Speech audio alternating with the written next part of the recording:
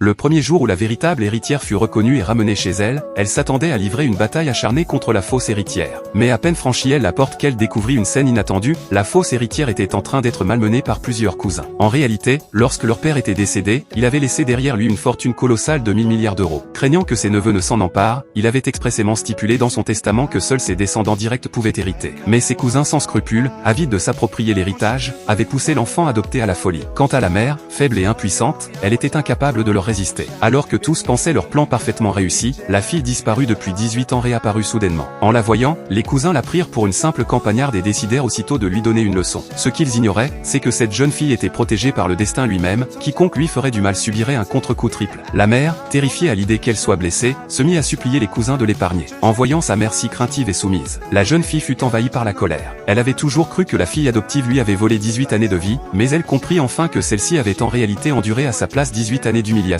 À cette pensée, elle tira sa mère et sa sœur derrière elle et déclara fermement qu'elle était la seule héritière légitime de cette immense fortune, et que tant qu'elle serait là, personne ne pourrait plus leur prendre le moindre centime. Voyant que la situation allait dégénérer, la mère tomba brusquement à genoux. Mais à leur grande surprise, l'un des cousins la gifla sans hésiter. À cet instant, la colère de la jeune fille explosa. Elle se moqua d'eux, leur lançant qu'ils n'avaient qu'à s'en prendre à elle s'ils en avaient le courage, et que s'attaquer à une vieille femme et à une enfant ne faisait pas d'eux des hommes. Ces paroles mirent le cousin hors de lui. Sans dire un mot de plus, il saisit un bâton et le brandit violemment contre elle. Mais alors que la mère criait à l'aide, une scène inimaginable se produisit, le cousin fut soudainement projeté dans les airs, comme frappé par une force invisible, et alla s'écraser brutalement contre un pilier.